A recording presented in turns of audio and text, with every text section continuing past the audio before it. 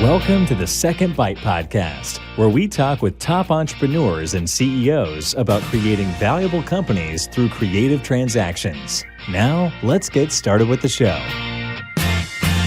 Welcome back to the Second Bite Podcast, part 2 of my conversation with David Rodnitzky, who is also author of this tremendous book. This tremendous book I have 10 copies of. And if you would like one, if you're one of the first 10 that reaches out to me either through LinkedIn or by email, I'm happy to send you one of these. We're going to get into the book. David, thank you for walking us through it. Let me just say a quick thank you to our sponsors, our friends at Fiscal Advocate, John Morris's shop in Chicago. They help agencies organize their financials in a way that they can really make business decisions from them. As you talk about in the book and through your experience, that's a pretty helpful tool, right, to have as you operate your business. So first of all, if for our listeners, if you haven't watched episode 1, obviously go watch that because we get the backdrop on you. And there's a bunch of learnings in here. And I want to just kind of go through the book if I can and ask you to comment on a bunch of things. The thing I loved about the book is that it's straightforward and easy to understand. Number one, it's based on real life experience from an agency founder and owner, as opposed to an academician. And it's organized well chronologically. So I'm just going to jump in as we go through the chronologically in the book. On page 17, you talk about, I want you just to expand on this. The difference between $1 million and $2 million is a lot less than the difference between 0 and $1 million. Secondly, and this one is really important, it's better to sell your company too early than to sell it too late. Can you expand on both those, please? Yeah, absolutely. I think that a lot of people get caught up in how great their business is, and they start to think really pie in the sky about the valuations that they might get. And when your business is growing, it seems like every 6 months, your business gets more and more valuable. So, I actually, in the book, I talk about the scene from Star Wars where I think it's Admiral Toph or whatever his name is at the deck of the Death Star. And a little underling comes up and says, sir, we should evacuate. They found the secret to the Death Star. And he goes, evacuate in our moment of triumph. And I feel like a lot of agency founders and founders in general sort of have this incredible arrogance, and they're like, I'm never going to, no deal is good enough for them. And so what I realized is I've seen founders who have said that and have passed on 20, 30, 50, $100 million, and then only to see their company go backwards and sometimes be worth nothing. And that's where I came up with this notion of like, the difference between $1 million and $2 million is a lot, but it's a lot more painful to have had an offer for $1 million and then get 0. And so that's sort of where that came from. And the second part of it, better to sell too early than it is to sell too late. I mean, when you sell early, you're selling on the upswing, and maybe you miss out on some upside. When you sell late, then you're usually in a position where you don't have control over the terms. You're not getting a deal that sort of is going to probably excite you. In some cases, you're selling late means you get nothing. So yeah, so I'm a little bit risk adverse generally, but I sort of generally feel like you get a great offer for your business, especially if it's like life-changing money for you, where you never have to work again, or you can, have control over your life. It's really think twice about saying no to that type of opportunity. Yeah, it's so interesting because first of all, in the first episode, we talked about the deal that you got first time around, and you got over 10 times your EBITDA in cash at close, plus an earnout. I like to think I'm really pretty good at what we do. For a $4 million business, there is not a 10 times EBITDA deal out there, and hasn't been in a long, long time. So I think your point is, if you would have passed on that to grow a little bit more, you could have doubled in size and maybe not get the value that you got. The That's other right. part that I'd like you say here, on average, most agencies sell for the average.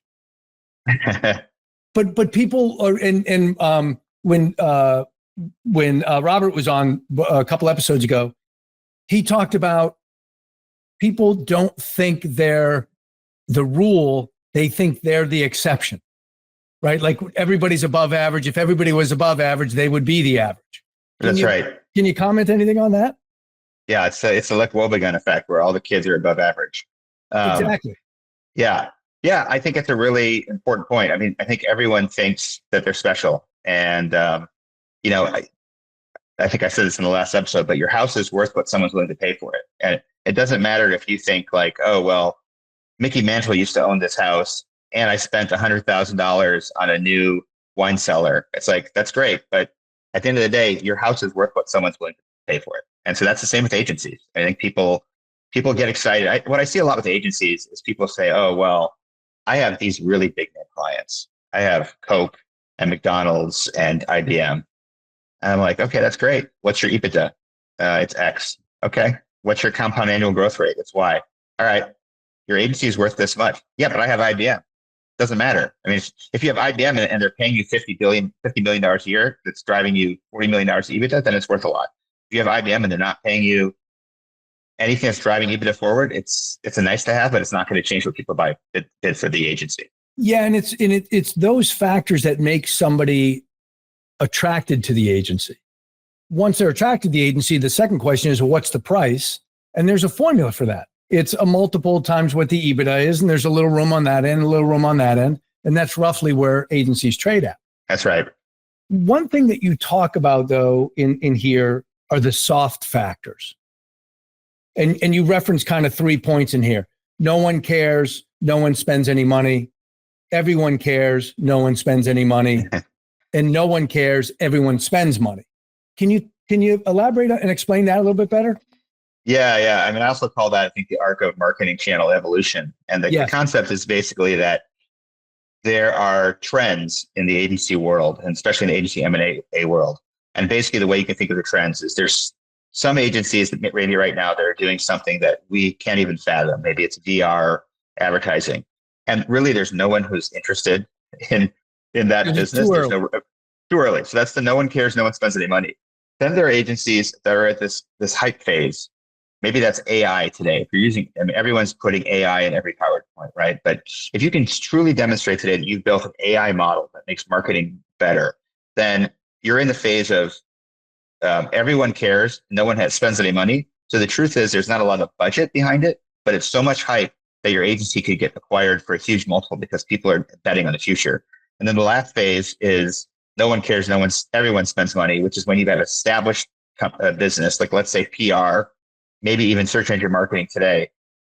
You don't get invited to do a keynote on the state of SEM at, the Davos World Economic Forum, but every agency knows that they need some SEM. So there's established multiples. You're not going to get a hype multiple, but you still can have a chance to be acquired. So ideally, if you really want to plan it well for a maximum exit, selling at the end of stage 2 is a great point when the hype is overwhelming and people are like, I'll pay $1 billion because we have .ai as a domain name. But stage 3 is good as well. I think that is so insightful, but I never hear any agency founder or owner talk about that arc and where they are in the cycle and the bigger macro pictures.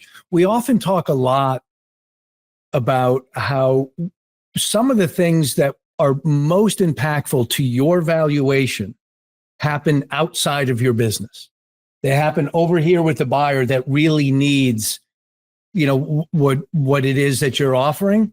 And again, I think if you're looking for some outsized return because of what you're doing internally, you might miss out on the fact that that's being driven from somebody on the outside, right?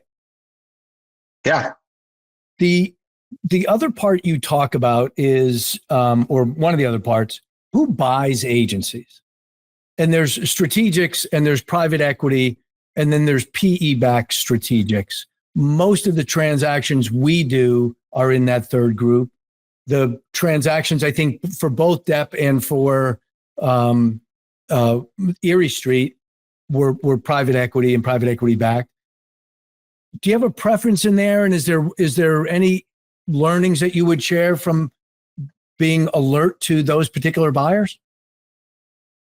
Yeah, I mean, I would say that we should say that holdcos still make a lot of acquisitions. So let's not forget about them. They are still big players. I would say when you look at strategics versus private equity, private equity, number one, private equity can mean a million different things. It's really a very amorphous term.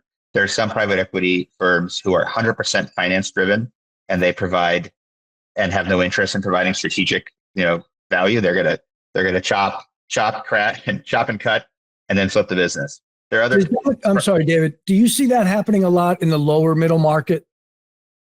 Is there enough that you can chop and cut and turn it into something valuable, or no? I guess it depends on what you mean by lower middle market. I mean, if you're talking about like $5 to $20 million of EBITDA, I would say yes. I think there are opportunities to be financial optimizers for sure. So I think that there's that type of private equity, and there's type of private equity that's more strategic, that comes to the table with saying like, hey, we have a thesis. We already have identified companies that we want you to be the tip of the spear, and we're going to roll these other companies up with you, and we've got this 5-year plan. So it's hard to sort of say private equity in one sentence. I think the same is true with strategic. As you know, some strategics are, it's another type of marketing agency that just wants to add on your competency. Others, there's like, I think at what was it? Deluxe, the company that does the old check company. Yeah. Check companies has acquired a couple agencies, and their theory, I think, was we serve small businesses, and so we'll just add on agency services to checks. Right. What could possibly go wrong? So it's between those types of companies, they're just they're just all over the map in terms of when you think of strategic private equity. I think the best thing to do, honestly, is to, number one, recognize that whenever you're doing a deal, all you see is the opportunity. And when you're done with the deal, all you see is the warts. So try to put the rose-colored glasses off in any of these deals and say, all right, everyone's talking about synergy. Everyone's talking about this amazing transaction that's going to turn into billions of dollars for all of us. What are the sort of downsides that I need to be aware of? And then I think the second thing to do is, for any sort of acquirer, is to do due diligence of your own beyond the references that the acquirer is giving you. And I mean, the best example of this I can share quickly is I was looking at a deal with a holdco, and we were on the 1 yard line to sell to a holdco. And I called up a friend of mine who had sold to them a couple years previously, just as a formality, really. And I said, hey, what do you think of? Was it a good experience? And he said, these guys, all they care about is profit, and anything that it doesn't drive profit, they're against. So they told me that I had to cut my training budget. I had to eliminate training because it wasn't profit center for the company. And I said, all right, that's all I need to know. And so I went from the 1 yard line to, we're going with someone else. Wow. It's interesting because we talked about people's perceptions and maybe a little bit of arrogance. And I think sometimes I see that is fueled by a bunch of inbound interest. You have a section in the book that you title Scammers. I would use the term Dreamers, because they're guys that went to a seminar or they read a book and they're like, I'm just going to roll together a few. And because of your wisdom, having been through this many times, you could probably tell the difference quite quickly. Can you comment on those random emails that come and say, geez, David, we're really interested? And the emails are better now because, they're AI. AI can do a bunch of work. Yeah. I mean, the email I'm referring to when it comes to scammers is sort of a classic email that says something like, hey, David, my partners and I have $10 million of capital that we immediately want to deploy, and we are specifically interested in an agency like yours, and we're planning to roll together 3 or 4 agencies and get to $5 million of EBITDA and go public next year, or something ridiculous. And, there's no real evidence that this company has done anything in the agency space. There's no real evidence that they're much of a company, other than a bunch of guys who just graduated B school and maybe got $10 million as a search fund to play with. And to me, this is, again, one of the values of hiring an investment banker long before you do a transaction. Especially the first time we sold, hired an investment banker, and every time I got a letter, whether it was from WPP or for some guy who looked like he was operating out of the basement, I just sent it to my investment banker. I said, look, I'm not making any judgment call on any of these. And, 9 out of 10 times he'd come back and say, I've never heard of these guys. This is not legit. But 1 out of 10 times he'd say, you know what? I know these guys. They've done 3 transactions in the space. We need to have a conversation. Excellent. I know you're a believer in investment bankers and you had a good experience with that.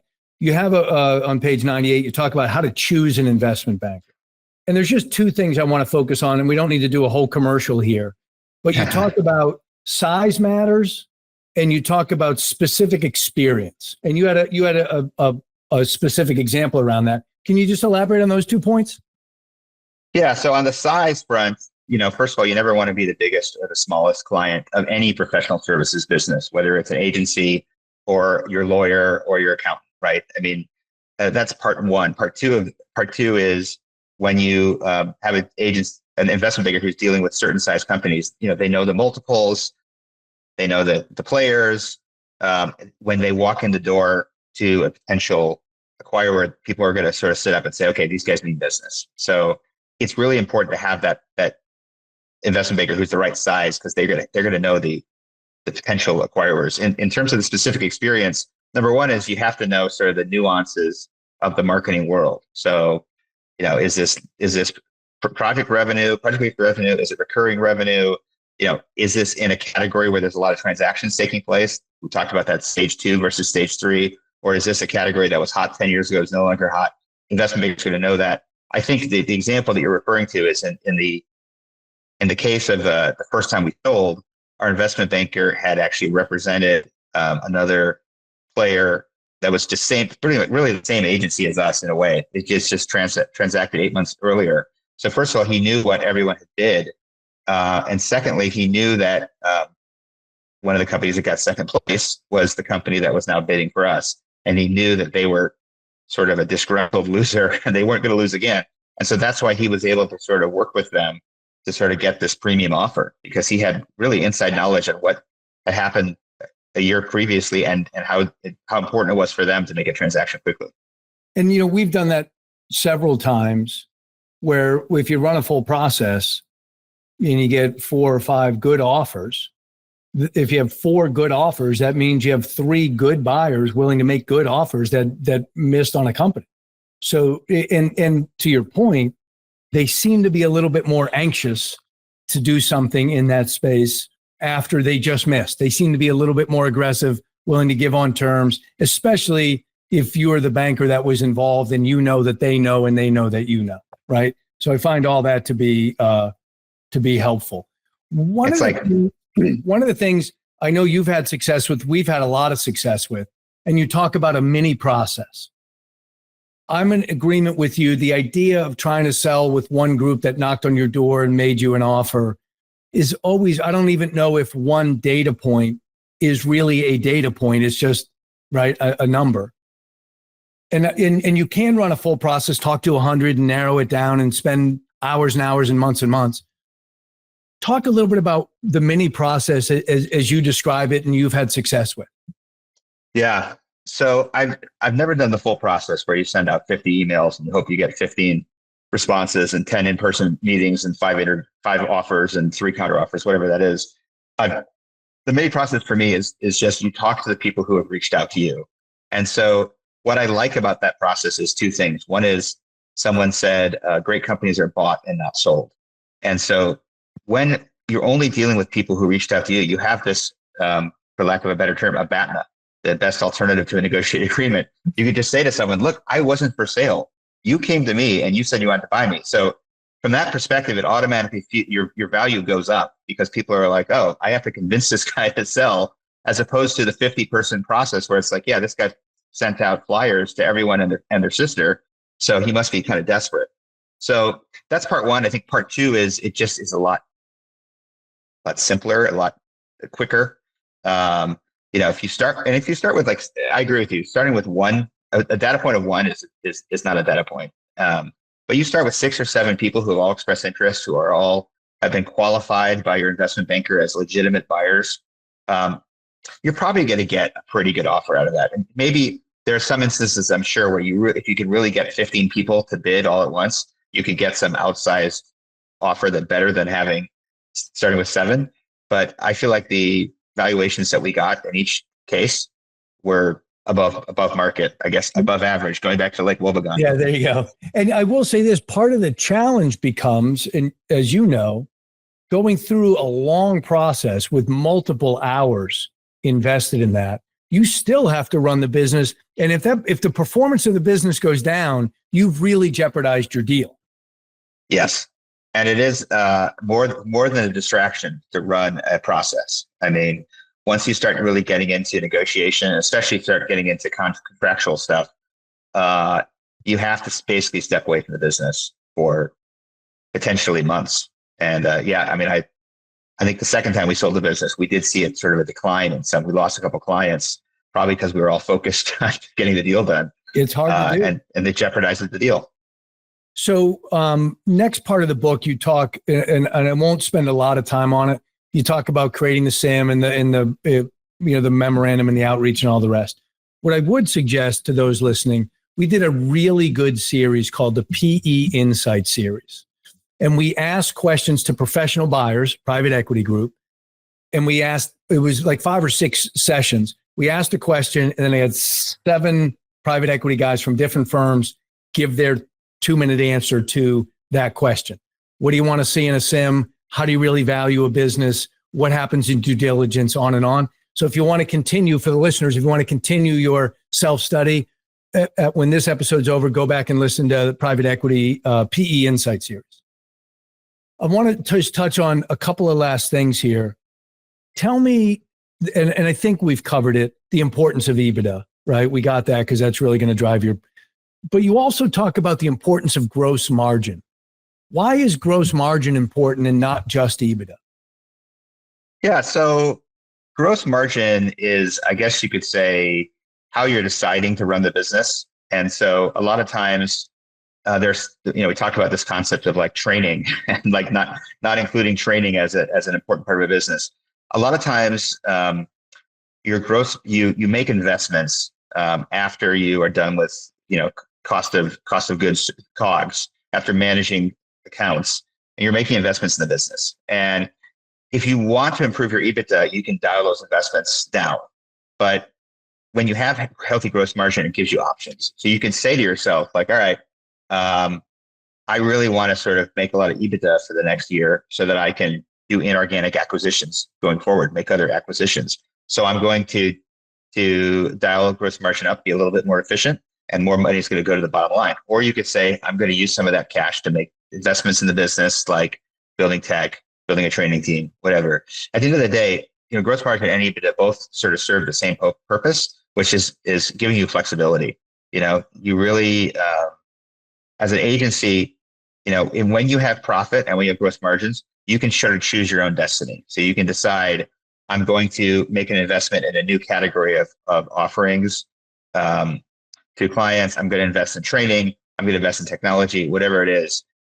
You have that flexibility when you sort of control those numbers. Helpful. Thank you. One thing I do want to thank you for is page 126. When we look at attrition from 2 angles, preventable and unpreventable. We, in all of my future decks, are going to talk about preventable and unpreventable. I think that's genius. We had a variant of it. This is much more well articulated, so I'm going to use that. Speed round to wrap up in the last 5 minutes. All right. Hiring a law firm. Go. Very important, but also important to do 2 things. One is hire a law firm that's truly strategic, so they don't just default to, that's a business decision, I can't help you. You want them to think truly strategic. What do you mean by that? I want them to think like an owner. So not just like, well, here's what the law says. It's, here's the objective that I'm trying to achieve in this negotiation. How do we get there? The other thing I would say is that lawyers left unattended will put 6 people on a call at $1,000 an hour. So it's important to sort of let the lawyers know up front that you want their best work and you're willing to pay for top dollar, but you don't want, BS that's going to add $250,000 to the deal.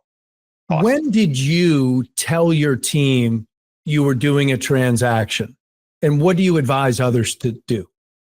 So I like the YPO uses this concept in their forums, which is tell no one, nothing, never.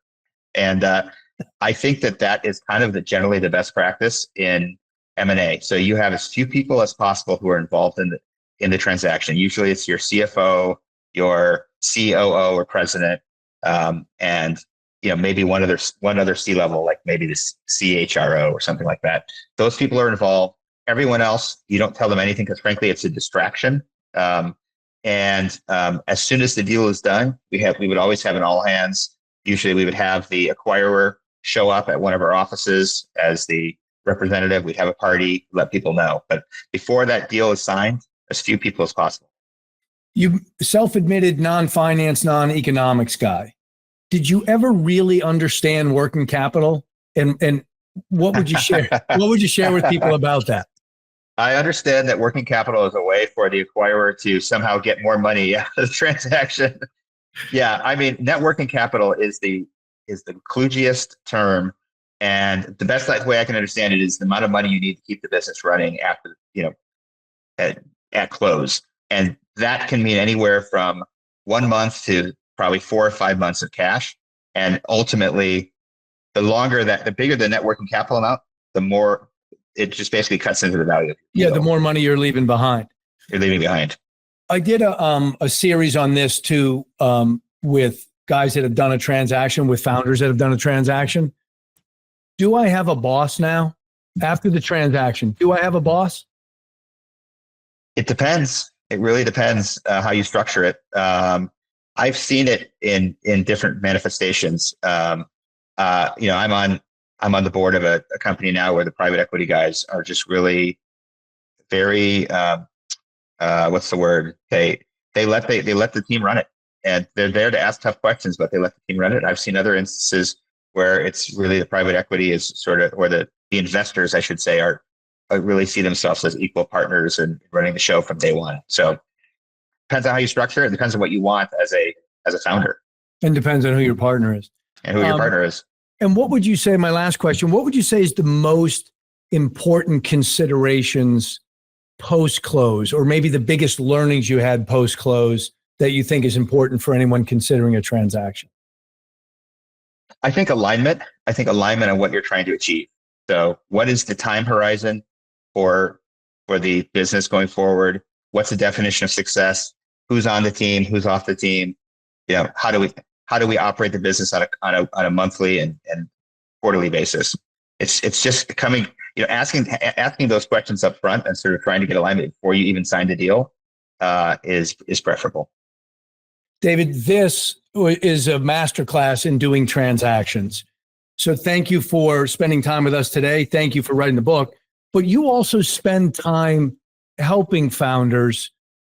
Can you talk, like preparing for transaction and so forth? Can you talk about what you're doing there?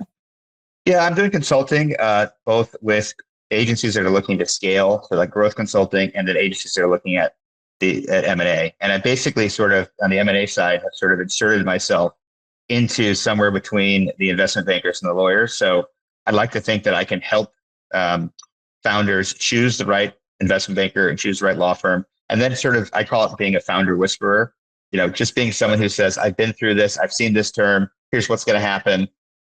You have to know what you're getting into if you agree to this or don't agree to this. So just being a consultant, just being an extra resource for founders has been really rewarding to me. Excellent. All of your contact information will be in the show notes. But for somebody that's listening, what's the best way to reach out to you? You can reach out to me at my email address, davidrod@gmail.com. David, R-O-D. I have it. R-O-D. I have an actual company email address, but I'm just giving you guys the direct source. The easy one. Excellent. Save me a forwarding. Yeah, there you go. This has really been a great conversation. So, David, thank you for participating. Thank you for sharing. Thank you to our friends at Fiscal Advocate. And you are just a terrific guest, David. Thanks. Thank you, Todd. It was great. You asked great questions, and you're going to have to come on my podcast now. We'd love to come on your podcast. Thank you for the invite. Awesome. Thanks for listening to the Second Bite podcast. We'll see you again next time, and be sure to click subscribe to get future episodes.